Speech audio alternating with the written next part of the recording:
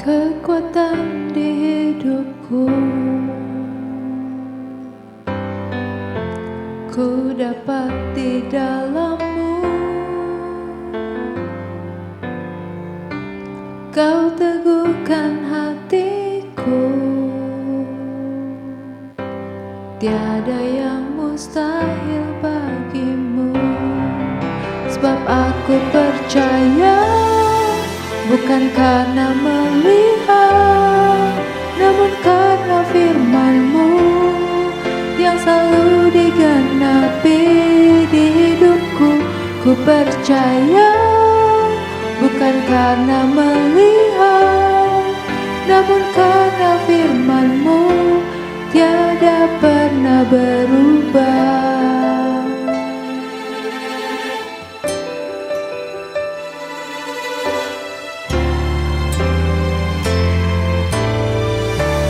Kekuatan di hidupku,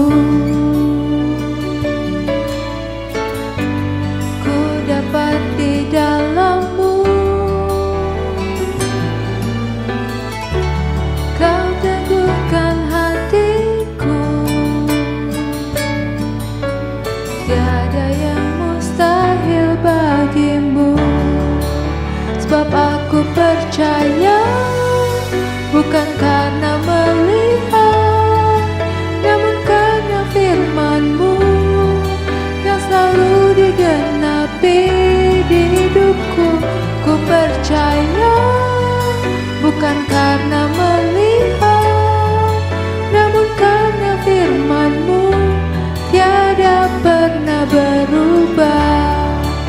Sebab aku percaya, bukan karena melihat, namun karena firman-Mu yang selalu digenapi di hidupku.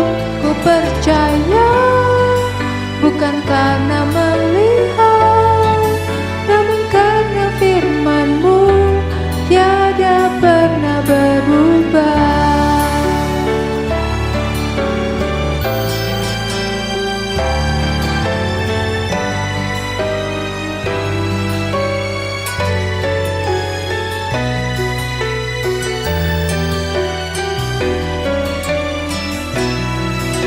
Sebab aku percaya, bukan karena melihat, namun karena firman-Mu yang selalu digenapi di hidupku. Ku percaya, bukan karena melihat, namun karena firman-Mu tiada pernah berubah. Namun karena firman-Mu tiada pernah berubah.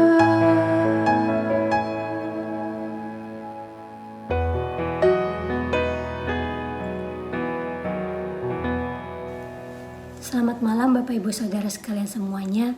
Senang malam ini bisa berjumpa kembali dengan Bapak Ibu Saudara sekalian semuanya.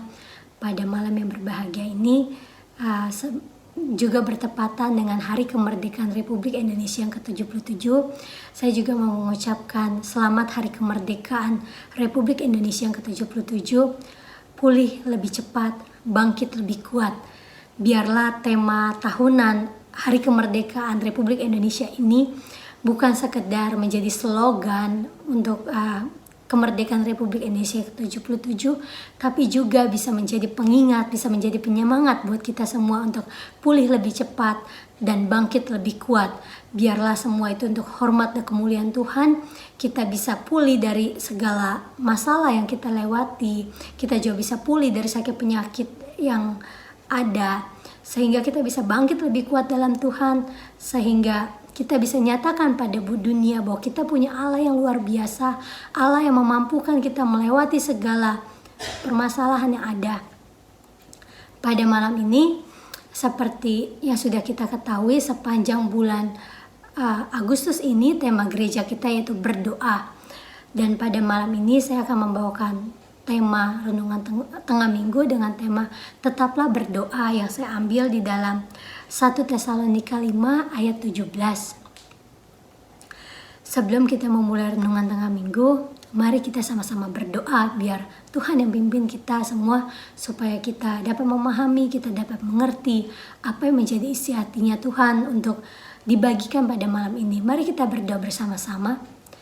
Tuhan Yesus, terima kasih Bapa buat pertolongan Tuhan, buat penyertaan Tuhan Bapa sepanjang aktivitas kami sepanjang hari ini Bapa. Sehingga pada malam ini kami ada bersama-sama Tuhan, berkumpul secara online untuk kami sama-sama mengikuti renungan tengah minggu Bapa. Bapa, Engkau Allah yang tolong kami Bapa, Engkau Allah yang menyertai kami Bapa, supaya apa yang disampaikan itu isi hati Tuhan itu boleh menguatkan kami, mengingatkan kami, menegur kami bahkan Bapa, untuk supaya kami lebih baik lagi dalam mengiring Tuhan, supaya kami semakin hari semakin hidup selaras dengan apa maunya Tuhan Bapa. Bapa, hamba juga berdoa untuk hamba menyampaikan renungan tengah minggu Bapa. Kiranya biar Engkau Allah yang mengurapi hamba Bapa, urapi hamba dengan Roh Kudus-Mu, agar bukan karena pemikiran apa yang hamba-Mu akan ucapkan Bapa, tapi itu yang menjadi Tuhan yang tolong Bapa, Tuhan yang memakai hamba. Hanya di dalam nama satu nama Tuhan Yesus Kristus hamba bersyukur dan berdoa. Haleluya, amin. Ya, seperti yang tadi saya katakan bahwa malam ini saya akan mengambil tema di dalam 1 Tesalonika 5 ayat 17 dengan tema tetaplah berdoa. 1 Tesalonika ini merupakan surat yang ditulis oleh Rasul Paulus yang diberikan untuk jemaat-jemaat yang ada di Tesalonika. Di dalam pasal 5 ini Rasul Paulus menulis suratnya untuk juga mengingatkan jemaat-jemaat di Tesalonika supaya berjaga-jaga. Dan di dalam nasihatnya itu dia menulis salah satu untuk menjaga-jaga di hari kedatangan Tuhan, yaitu untuk kita tetap berdoa. Seperti yang kita ketahui, berdoa itu merupakan nafas bagi kita orang percaya. Adakah kita yang 1 detik pun, yang mungkin kalau 1 detik masih bisa kita tahan nafas, ada yang bisa 5 menit tidak bernafas? Oleh karena itu kan gak ada yang gak bisa yang tahan sampai 5 menit gak bernafas. Itu kalau kita nggak nafas biasanya ya memang mati, jadinya seperti itu. Itu juga berlaku juga di dalam kehidupan kerohanian kita. Kalau kita nggak berdoa ya kita akan mati secara rohani. Oleh karena itu biarlah kita tetap terus berdoa dan tetap berdoa.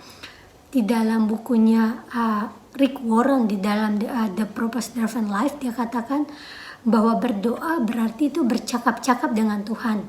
Bercakap-cakap ini dia tidak batasi dengan hanya misalnya doa makan, doa pagi, doa malam, enggak seperti itu. Dia enggak batasi. Dia bilang bercakap-cakap dengan Tuhan ketika berbelanja, mengendarai mobil, bekerja, atau melakukan kegiatan sehari-hari, pekerjaan sehari-hari. Jadi berdoa itu memang bagus dan memang seharusnya juga kita bisa meluangkan waktu kita untuk ada waktu-waktu khusus untuk kita berdoa. Bisa di pagi hari sebelum kita memulai aktivitas, kita meluangkan waktu. Kita semua punya waktu yang sama, semua 24 jam. Banyak orang melakukan kebiasaan di pagi hari sebelum melakukan aktivitas kita berdoa. Itu juga sebenarnya seperti kita menyadari kalau kita terbatas, kita perlu Tuhan yang pimpin kita. Makanya di pagi hari kita datang kepada Tuhan, kita minta Tuhan yang memimpin segala aktivitas kita sepanjang satu hari itu, baik di dalam pekerjaan kita, baik di dalam sekolah kita, dan apapun kegiatan kita.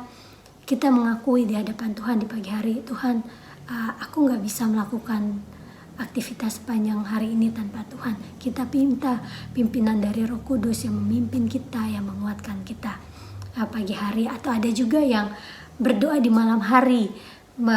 Berdoa di malam hari banyak yang itu sebagai ucapan syukur kita atas penyertaan Tuhan.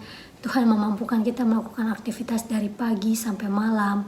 Kita bisa melalui pekerjaan dengan baik. Kita bisa melakukan sekolah kita dengan baik. Itu semua karena anugerah Tuhan. Makanya pada malam hari kita luangkan waktu kita untuk berdoa. Tapi dan juga mungkin di siang hari ketika atau malam hari ketika kita makan, kita juga berdoa di situ. Dan di hari Minggu kita berdoa di gereja bersama-sama. Ada juga di gereja kita ada doa gabungan doa hari Sabtu. Itu merupakan bagian-bagian dari kegiatan doa yang sudah kita lakukan, banyak dari kita yang kita lakukan. Tapi pada malam ini saya mau bilang berdoa seperti itu memang bagus, itu memang baik, dan itu memang harus kita lakukan, kita harus meluangkan waktu. Tapi ada yang lebih, kita naik ke dalam satu tingkatan yang lebih, yaitu mari kita meluangkan sepanjang aktivitas kita tetap terus berdoa. Ada yang gimana caranya untuk kita tetap berdoa? Apa kita harus seperti bentar-bentar kita misalnya kita ambil waktu ada berdoa gitu, atau harus tutup mata, harus lipat tangan seperti ketika kita kecil kita diajarin berdoa? Oh, enggak seperti itu. Malam ini saya mau bilang seperti yang tadi di buku Rick Warren katakan, kita bisa bercakap-cakap dengan Tuhan dalam apapun kegiatan yang kita lakukan. Saya mau bilang kalau pengalaman saya, kadang dari hal-hal kecil kita bisa terus bercakap-cakap dengan Tuhan. Misalnya ketika kita lagi berbelanja, kita bingung memilih mau yang pilih baju A atau B, kita tuh bisa sebenarnya ngomong sama Tuhan. Tuhan, nggak usah ngomong lagi di mall lagi tuh, Tuhan yang mana ya? Kita bisa ngomong di dalam hati kita, Tuhan mana yang bagus ya, mana yang cocok, seperti itu. Dan ada juga yang bertanya, gimana taunya itu jawaban dari Tuhan, gimana tahu itu yang Tuhan suruh? Di sini saya mau bilang kita tuh harus melatih untuk mendapatkan dan minta juga kasih karunia Tuhan supaya kita peka, kita mengerti maksud Tuhan. Jadi ketika Tuhan bilang ini yang kita ngalamin merasa ada damai sejahtera, itu yang paling, yang menurut saya ya, kalau Tuhan yang bilang itu yang terbaik, biasanya kita mengalami yang ada damai sejahtera, ada suatu rasa di dalam hati kita, ada sukacita atau rasa tenang yang ketika kita miliki kita udah gak bimbang lagi. Itu berdasarkan, yaitu yang saya sering lakukan. Dan juga di sini saya mau bilang juga bercakap-cakap dengan Tuhan itu juga dalam ketika kita hal-hal yang simpel aja kita libatkan Tuhan, terlibat di dalam aktivitas kita, itu juga bisa menjadi doa kita kepada Tuhan. Dan seperti yang selama di beberapa minggu ini yang dibilang, doa itu bukan hanya sekedar permintaan kita kepada Tuhan, tapi biarlah melalui doa kita mengucap syukur sama Tuhan. Seperti yang dalam minggu ini Pastor John mengatakan ada 3 cara berdoa yang jarang dilakukan, yaitu gimana kita biar meminta supaya iman yang kokoh, meminta ada hikmat dan wahyu dari Tuhan. Dan juga malam ini saya juga mau bilang, saya kalau tanpa doa kayaknya, kalau kita mengaku kita orang Kristen tapi kita gak mau berdoa, kita gak mau meluangkan waktu kita buat Tuhan, itu rasanya apa kita benar-benar jadi anak Tuhan, sedangkan berdoa itu adalah bagian dari kehidupan kita. Malam ini mari kita juga buka di dalam Lukas 18. Di sini Tuhan Yesus memberikan perumpamaan tentang hakim yang tak benar. Mari kita sama-sama baca di dalam Lukas 18. Mari kita buka Alkitab kita bersama-sama. Perumpamaan tentang hakim yang tak benar. Yesus mengatakan suatu perumpamaan kepada mereka untuk menegaskan bahwa mereka harus selalu berdoa dengan tidak jemu-jemu. Katanya, dalam sebuah kota ada seorang hakim yang tidak takut akan Allah dan tidak menghormati seorang pun. Dan di kota itu ada seorang janda yang selalu datang kepada hakim itu dan berkata, "Belalah aku terhadap lawanku." Beberapa waktu lamanya hakim itu menolak, tetapi kemudian ia berkata dalam hatinya, "Walaupun aku tidak takut akan Allah dan tidak menghormati seorang pun, namun karena janda ini menyusahkan aku, baiklah aku membenarkan dia, supaya jangan terus saja ia datang dan akhirnya menyerang aku." Kata Tuhan, "Camkanlah apa yang dikatakan hakim yang alim itu. Tidakkah Allah akan membenarkan orang-orang pilihannya yang siang malam berseru kepadanya dan ia mengulur waktu sebelum menolong mereka? Aku berkata kepadamu, ia akan segera membenarkan mereka. Akan tetapi, jika anak manusia itu datang, adakah ia mendapatkan iman di bumi? Di sini Tuhan Yesus mengajarkan untuk kita itu berdoa dengan tidak jemu-jemu. Tetap di dalam Kamus Bahasa Indonesia itu artinya tidak berubah, terus-menerus, tidak putus-putus, selalu terus, kekal selamanya. Jadi di dalam perumpamaan ini Tuhan mau bilang kalau kita terus-terusan meminta sama Tuhan, terus-terusan juga kita berdoa sama Tuhan, kita melakukan komunikasi kita dengan Tuhan, apakah Tuhan akan diam saja? Sedangkan hakim yang lalim aja, yang tidak percaya Tuhan aja, dia terus-terusan didesak oleh janda itu. Janda itu gak bosan-bosan, dia datang lagi, dia kejar mungkin hakim itu. Hakim mungkin baru keluar dari ruangannya udah didatengin lagi. Sampai hakim itu merasa orang ini menyusahkan mungkin bagi hakim itu kan. Orang ini terus-terusan ganggu, tapi akhirnya perjuangan ibu itu akhirnya berbuah hasil. Akhirnya hakim itu mau membela perkaranya. Begitu juga Allah Bapa kita di surga. Tuhan kita itu bukan Tuhan yang tutup telinga, Tuhan yang gak peduli. Tuhan tuh Allah yang sangat peduli, Allah yang begitu mengasihi kita. Cuman kadangkala kita yang harus tetap terus-terusan, tidak putus-putus untuk berdoa. Di sini dia bilang, penekanannya baiklah. Ketika dia bilang, di sini Tuhan bilang, camkanlah apa yang dikatakan hakim yang lalim itu. Dia bilang begini, namun karena janda ini walaupun aku tidak takut akan Allah dan tidak menghormati seorang pun, namun karena janda ini menyusahkan aku, baiklah aku membenarkan dia, supaya jangan terus saja ia datang dan akhirnya menyerangku. Ini di sini suatu perumpamaan untuk kita ketika berdoa harus tetap berdoa.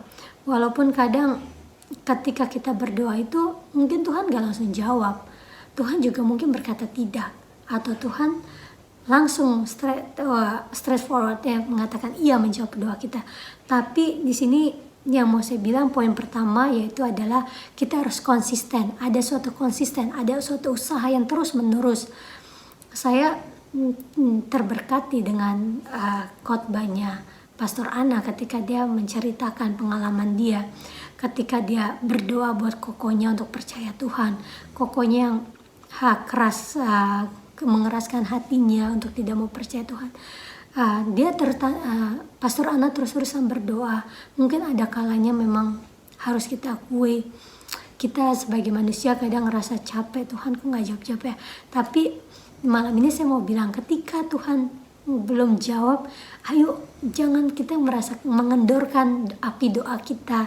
Jangan kita merasa untuk stop berdoa, tapi biarlah kita terus-terusan untuk tetap berdoa.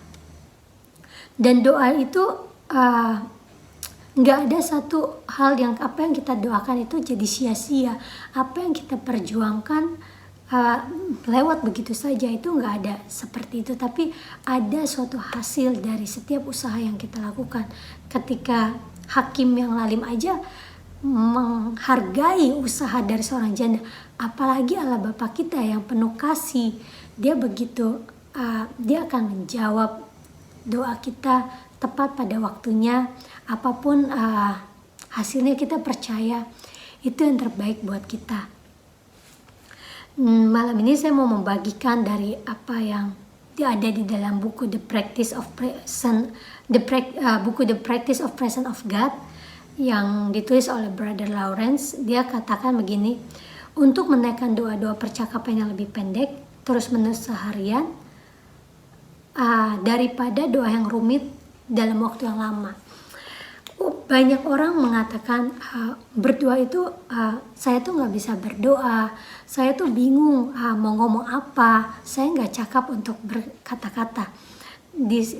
Malam ini saya mau mengingatkan bahwa kita semua berdoa itu kan sebagai nafas kita. Apa kita pernah bermikir dulu, mikir mau nafas? Nggak seperti itu kan? Atau pernahkah kita ketika kita mau bernafas jadi bernafas itu kita ada melakukan cara-cara untuk bernafas.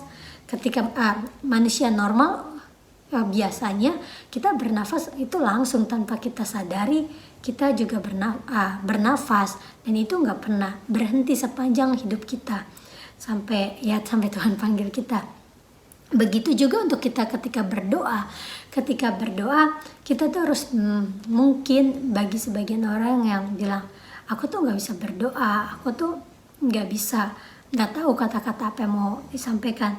Tapi seperti yang beberapa minggu ini katakan bahwa berdoa itu kita tuh nggak perlu pakai kata-kata yang lengkap, kata-kata yang indah, kata-kata seperti berpuisi atau hal-hal yang panjang-panjang. Akhirnya kita jadi mengulang-ulang, nggak seperti itu.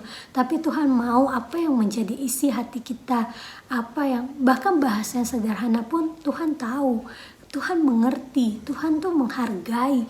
Tuhan cuma pengen kita menghormat, kita tuh berkomunikasi dengan Tuhan, bukan sekedar ketika kita butuh sesuatu kita datang sama Tuhan berdoa, tetapi Tuhan pengen bergaul karib, ada suatu hubungan yang intens, ada yang satu hal yang konsisten yang kita lakukan dengan Tuhan. Di sini Brother Lawrence membagikan kata-katanya seperti apa sih, contohnya yang kalimat-kalimat pendek yang dia bilang itu lebih baik daripada kita kata-kata yang panjang tapi kita ngelakuinnya tuh nggak konsisten. Dia tuh maksudnya tuh kayak gitu, tapi biarlah dari yang pendek tapi sepanjang aktivitas kita sehari-hari.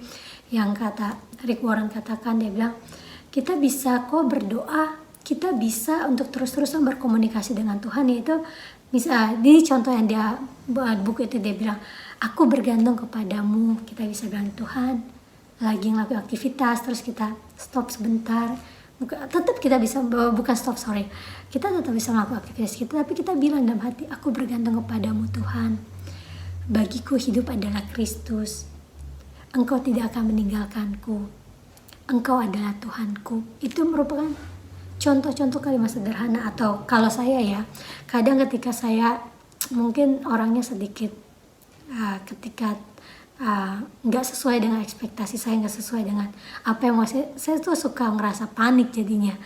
Dan ketika saya merasa panik, ketika saya merasa bingung, saya cuma selalu bilang, Tuhan tolong. Itu yang menjadi itu yang saya lakukan biasanya ketika saya benar-benar lagi keadaan gak baik, keadaan lagi dalam melakukan pekerjaan, bahkan ketika misalnya lagi bekerja, lagi customer banyak banget dan saya ngerasa gak mampu, saya cuma bilang, Tuhan tolong. Dan ketika saya mengatakan seperti itu, saya merasakan itu menjadi seperti kekuatan, ada suatu semangat, ada suatu dicas lagi. Saya jadi lebih tenang, saya lebih percaya diri ngelakuin yang saya lakukan. Itu biasanya saya sering banget mengatakan seperti, Tuhan tolong, kalaupun Tuhan pimpin aku, itu yang kayak gitu, yang kalimat-kalimat sederhana. Dan di situ dari kata-kata sederhana itu kita akan bisa menemukan bahwa itu bagian dari doa-doa. Yang penting adalah kita terus-terusan berkomunikasi dengan Tuhan, kita bangun hubungan kita bangun kedekatan kita dengan Tuhan dari doa. Karena kita nggak mungkin ketika kita lagi mood, lagi semangat kita berdoa. Kita juga kan gak seperti itu ketika kita bernafas. Saya mau nafas nanti baru saya nafas lagi nanti.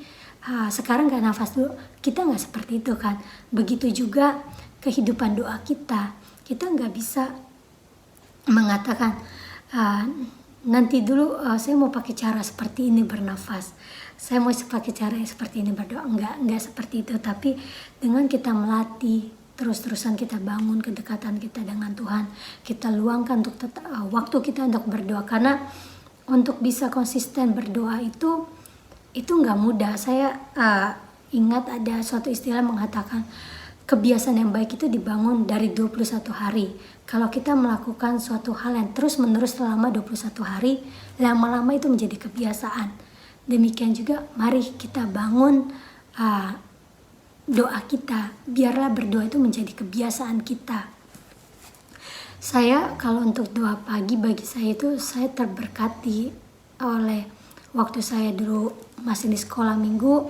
Saya ingat kata-kata dari guru sekolah minggu saya, dan juga bukan guru sore, itulah gitu saya temukan ketika saya ikut retret. Dan di dalam retret itu dibilang oleh Pastor Suryadi Sunarko, Kasur bilang, ingat dia bilang, no Bible, no breakfast. Jadi sampai sekarang, sampai saya dewasa, saya selalu ingat itu, no Bible, no breakfast. Jadi biar setiap pagi saya mesti harus datang kepada Tuhan, saya harus meluangkan waktu saya untuk berkomunikasi dengan Tuhan, karena bagian dari saya menyadari saya terbatas sebagai manusia. Yang kedua, ini untuk menjawab pertanyaan orang-orang mengatakan, bagaimana, kan berdoa itu kan komunikasi dua arah. Kita nggak bisa, bukannya kita terus-terusan ngomong, terus kita nggak membiarkan Tuhan berbicara pada kita. Ada yang bilang, apa Tuhan ngomong secara, bagaimana kita tahu itu suara Tuhan? Yang paling mudah bagi saya, menurut saya, yang yaitu kembali lagi kita harus mempunyai waktu untuk baca Alkitab. Karena Alkitab itu, di dalam Alkitab itu ya Tuhan banyak berbicara. Ketika kita meluangkan waktu kita untuk membaca Alkitab, maka kita akan menemukan jawaban-jawaban apa yang kita perlukan, jawaban-jawaban apa yang kita butuhkan, yang Tuhan jawab. Jadi mungkin Tuhan gak seperti, walaupun mungkin ada orang yang masih mendapatkan, atau kita yang suara audible, tapi dengan kita membaca Alkitab, kita bisa mendengar suara Tuhan. Apa sih yang Tuhan mau untuk kita lakukan? Apa sih yang menjadi jawaban Tuhan atas setiap permohonan kita? Apa sih yang menjadi jawaban Tuhan untuk doa kita untuk atas orang lain? Di sini di dalam Mazmur 1 ayat 2-3 dikatakan, tetapi yang kesukaannya ialah Taurat Tuhan, yang merenungkan Taurat itu siang dan malam. Ia seperti pohon yang ditanam di tepi aliran air, yang menghasilkan buahnya pada musimnya, dan yang tidak layu daunnya, apa saja yang diperbuatnya berhasil. Di sini saya mau bilang, poin yang kedua yaitu mari kita luangkan waktu kita untuk merenungkan firman Tuhan. Di doa itu menurut Kamus Bahasa Indonesia itu harapan, permintaan, pujian kepada Tuhan. Doa itu kan tadi ada kembali lagi, komunikasi kepada Tuhan. Komunikasi itu berarti ada yang ngomong, ada juga mendengar, dan gak bisa jadi seperti dua arah komunikasi itu. Dengan kita membaca Alkitab, itu bagian dari kita membiarkan Tuhan berbicara kepada kita dengan kita merenungkannya. Alkitab saya suka dengan di dalam Amsal dan Mazmur khususnya, walaupun sebenarnya banyak di Alkitab itu yang bagus, cuman saya suka ketika saya membaca Amsal dan Mazmur, ketika saya mengalami suatu permasalahan atau lagi nggak merasa ada sesuatu yang tidak nyaman, atau saya ngerasa banyak hal, saya banyak banget diingatkan dengan apa yang saya baca. Itu yang menjadi, itu seperti muncul twing gitu, muncul gitu aja, kita jadi ingat. Misalnya ketika saya merasa takut, merasa nggak tahu bagaimana, saya selalu ingat yang Tuhan bilang, kuatkan hatimu, kuatkan dan teguhkan hatimu. Yang seperti itu yang muncul, yang apa yang kita baca itu ada saat-saatnya itu akan muncul seperti jawaban Tuhan, seperti itu. Di dalam Yosua 1 ayat 8 dikatakan, janganlah engkau lupa memperkatakan kitab Taurat ini, tetapi renungkanlah itu siang dan malam, supaya engkau bertindak hati-hati sesuai dengan segala yang tertulis di dalamnya. Sebab dengan demikian perjalananmu akan berhasil dan engkau akan beruntung. Dengan kita membaca Alkitab, dengan merenungkannya, kita mengakui kepada Tuhan bahwa kita perlu Tuhan, kita perlu jadi apa yang kita komunikasikan kita dengan Tuhan menjadi lebih lancar. Karena jangan kita datang kepada Tuhan dengan membawa seperti seperti Tuhan, ini list permohonanku, tapi mari kita bangun hubungan kita dengan Tuhan. Setelah kita berdoa, kita renungkan firman Tuhan. Jadi saya nggak akan memperpanjang renungan malam ini. Saya cuma mau membagikan dari tetaplah berdoa itu dengan 2 poin. Yang pertama, biarlah kita tetap konsisten membangun doa kita kepada Tuhan sepanjang hari, sepanjang aktivitas kita terus bangun hubungan kita dengan Tuhan dengan terus tetap berdoa lewat lewat bahasa-bahasa yang sederhana mungkin, lewat kalimat-kalimat pendek yang kita ucapkan. Yang kedua yang saya mau bilang yaitu mari kita renungkan firman Tuhan biar kita tahu apa yang Tuhan mau, apa yang menjadi jawaban dari Tuhan dari setiap pergumulan kita. Jadi komunikasi itu bisa lancar 2 arah. Jadi bukan hanya kita ngomong aja, kita berdoa, tapi biarlah kita juga mendengar apa yang mau Tuhan mau. Terima kasih buat semuanya, dan saya cuma mau bilang yaitu tanpa Tuhan kita nggak bisa apa-apa. Kita perlu Tuhan, kita perlu melekat sama Tuhan supaya yang tadi dikatakan baik di Mazmur maupun di dalam Yosua, supaya kita berhasil dalam hidup ini. Berhasil bukan sekedar apa yang kita sukses mungkin secara materi, kita mungkin dapat posisi, dapat jabatan, tapi yang paling penting biarlah pada saat akhir hidup kita Tuhan katakan kita hamba Tuhan yang baik, hamba Tuhan yang melakukan pekerjaan dengan baik, apa yang Tuhan percayakan di dalam kehidupan kita di dunia ini. Kita bisa Tuhan sambut kita ketika kita pulang. Itu jadi biarlah itu menjadi goals kita sebagai orang percaya untuk kita terus setia, terus melakukan apa yang Tuhan mau. Saya akan tutup renungan malam ini. Mari kita berdoa bersama-sama. Tuhan Yesus, terima kasih Tuhan buat pertolongan Tuhan sepanjang hari ini Bapak, sepanjang renungan malam ini Bapak. Biarlah kami tetap terus berdoa Tuhan, biarlah kami semakin hari, semakin kami meluangkan waktu kami Bapak. Kesibukan yang ada tidak membuat kami jauh dari Tuhan, tetapi biarlah kami terus melekat pada Tuhan, kami terus mencari Tuhan Bapak, kami terus datang kepada Tuhan. Tuhan, kami sadar Bapak, kami gak bisa melakukan apa-apa tanpa Tuhan. Kami perlu Tuhan Bapa. Tuhan pimpin kami semua Bapa. Tuhan pimpin semua jemaat-jemaat Tuhan di dalam Assembly Church Bapa. Biarlah Tuhan semakin hari kami semakin melekat pada Tuhan, semakin hidup benar di hadapan Tuhan.